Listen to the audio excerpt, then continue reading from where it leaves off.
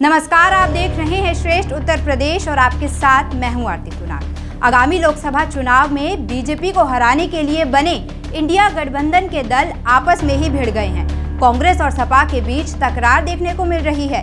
कांग्रेस के मौजूदा रवैया से अखिलेश यादव नाराज दिखाई दे रहे हैं। अखिलेश ने कांग्रेस पार्टी को खुली चुनौती दी है कि कांग्रेस को इंडिया गठबंधन के बारे में तय करना होगा कि यह गठबंधन राष्ट्रीय स्तर पर होगा या प्रदेश स्तर पर। देखिए रिपोर्ट। आगामी विधानसभा चुनाव में समाजवादी पार्टी को उम्मीद थी कि मध्य प्रदेश चुनाव में कांग्रेस पार्टी उसके लिए कुछ सीट जरूर छोड़ देगी, लेकिन हुआ ठीक इसका उल्टा। कांग्रेस ने उन सीटों पर भी अपना उम्मीदवार उतार दिया जहां पिछली बार समाजवादी पार्टी जीती थी। यही बात अखिलेश यादव को अखर गई।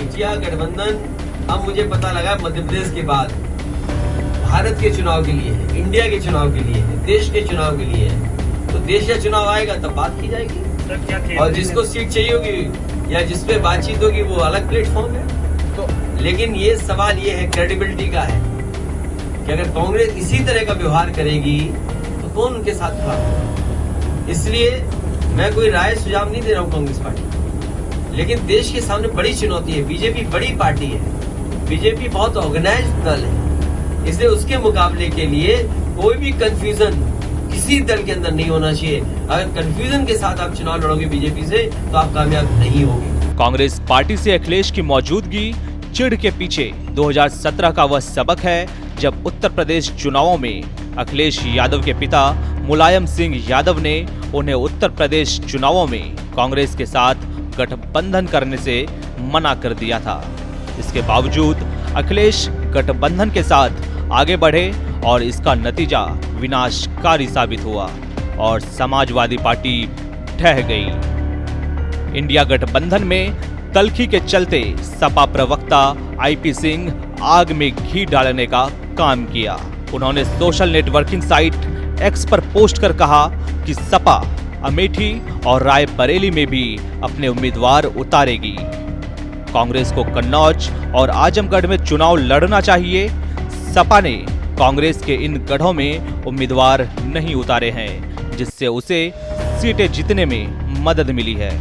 लेकिन 2019 में राहुल गांधी फिर भी अमेठी से बीजेपी की स्मृति ईरानी से हार गए।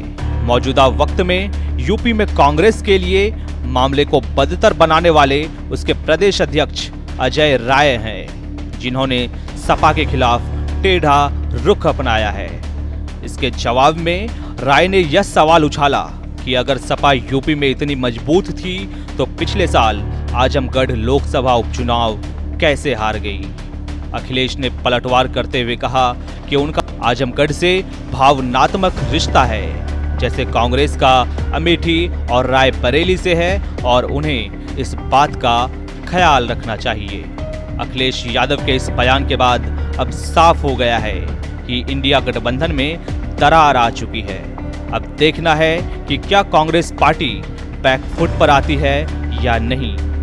क्या वह बची हुई सीटों में समाजवादी पार्टी को समायोजित करती है या अकेले ही लड़ती है। अगर कांग्रेस मध्य प्रदेश में अकेले चुनाव लड़ी तो इंडिया गठबंधन के लिए 2024 में कांग्रेस और समाजवादी पार्टी का एक होना मुश्किल हो जाएगा। इस खबर में फिलहाल इतना ही। उत्तर प्रदेश की तमाम अहम खबरों के लिए देखते रहिए श्रेष्ठ उत्तर प्रदेश। नमस्कार।